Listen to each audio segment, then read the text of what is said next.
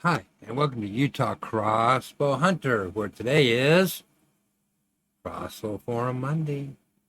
Okay, so we're going to talk about today. So let's hop on over to the other screen and take a look.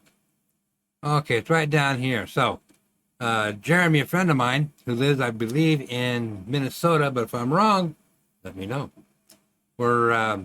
So we had a little conversation this morning, and he was asking me about the Helix and all that kind of stuff after watching my video on arrow maintenance. So the question he asked me, what is the difference between Helix or straight? You want straight, correct? Okay. So I went down and kind of explained to him a little bit. And then he said, nice, awesome, all that kind of good stuff. And can I go deeper into it on my next video? So I said, sure. So we've had arrow maintenance, we've had crossbow, a little bit of maintenance for the springtime. Now let's get into the difference between the Helix and a straight. So we'll do that, but it's just because there is a difference, and I'll show that to you, and we'll get more in depth a little bit on it. So with that, we are going to hop outside and take a look. Okay, so here outside, nice beautiful day.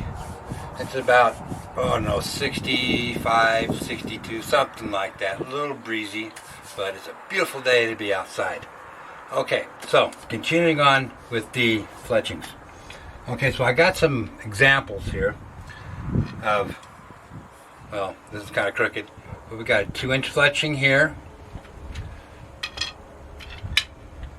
This is a 4-inch fletching right here. This is a 3.5-inch fletching. This is a 3-inch fletching. So they come in different sizes. And this one is a 3.5 2-degree helix. Okay, so I don't know if you can see it very well. Let me try and see if I can bring it down here for you. It's kind of hard to see, but it is a 2.5-inch fletching, and my lighting is not very good. I do apologize for that. It's in and out, kind of looks like. But now for crossbows, okay, the primary one that's used, let me bring up this 4-inch fletching,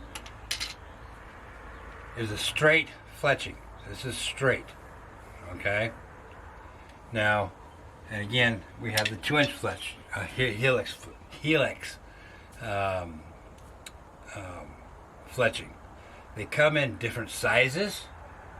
So, depending on your crossbow. Now, for depth, this is about, I think, a 1/2 inch here. So you can't really, depending on your crossbow, you want to make sure that your fletching is not touching the bottom portion of your rail, okay, the in-between portion. So you want to make sure of that.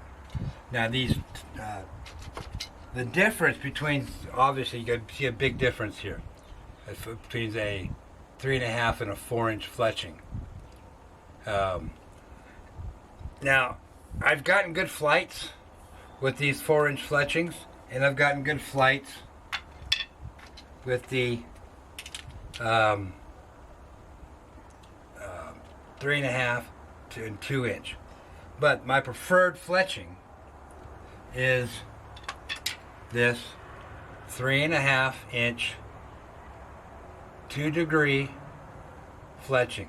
Now they come in also in 3-degree and I think 4 or 5, but those bigger ones are for compound bows, not for crossbows.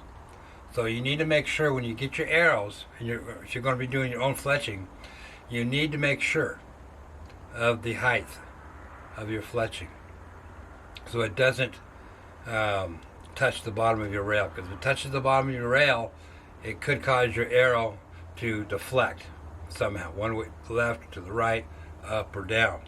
But most likely it's going to infect it on the upward, because this will be flying like this. So you want to be careful of that. Now you can go with a 4-inch 2-degree fletching if you want. It all depends on what you want. And that's what this tower is good for. It's for, you can put your straight, a 2-degree helix, your 3-degree helix, or whatever you want. Now,